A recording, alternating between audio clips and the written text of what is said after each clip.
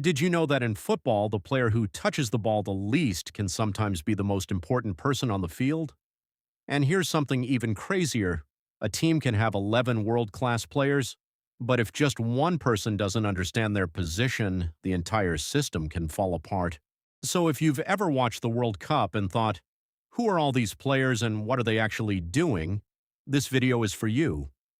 In the next 6 minutes, you'll learn every football position, what each player does, why it matters, and how all 11 players work together to create one giant moving machine. Let's start with the easiest position to understand, the goalkeeper. This is the only player allowed to use their hands, but only inside a special area near the goal called the penalty box. Their job sounds simple: stop the ball from going into the net. But modern goalkeepers do much more than that. Think of them as the team's last line of defense and sometimes its first attacker. Many goalkeepers now start attacks by making long passes from the back.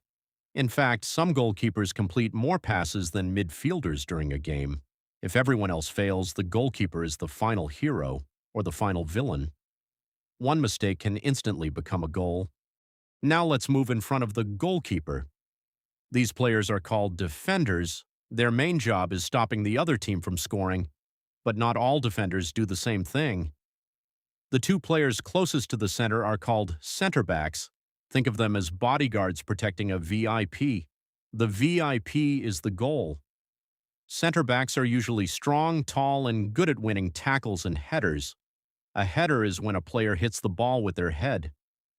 And here's something interesting. Some of football's biggest stars barely score goals. But great center backs can still be worth over $100 million because stopping goals is often just as valuable as scoring them. On the sides of the defense, you'll find fullbacks, one on the left, one on the right. Years ago, their only job was defending. Today, they're basically part-time defenders and part-time attackers. During a game, you'll often see them sprinting up and down the field nonstop. Some players run more than 7 miles in a single match. Imagine doing that while being chased by professional athletes. Next comes the engine room of the team, the midfielders. If football were a company, midfielders would be middle management.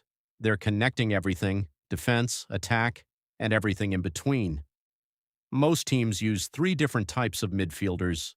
First, the defensive midfielder. This player protects the defenders behind them. Think of them as security guards. Their job is reading danger before it happens. Many casual fans barely notice them, yet coaches absolutely love them. Because when a defensive midfielder plays badly, everyone notices. When they play brilliantly, almost nobody does. That's how important they are. Next is the central midfielder.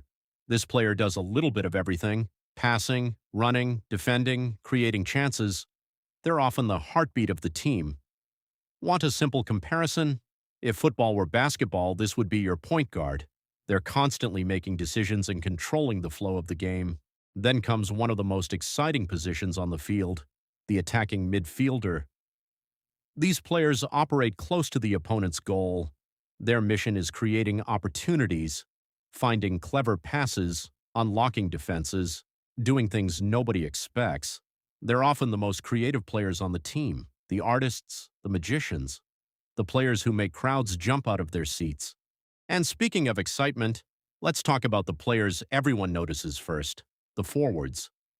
These are the goal scorers, the celebrities, the players whose names usually appear in headlines. But even forwards have different jobs. Let's start with the winger. Wingers play near the sidelines, usually one on each side. Their job is speed, dribbling, creativity, chaos. Imagine trying to stop someone sprinting at you at full speed while controlling a ball with their feet.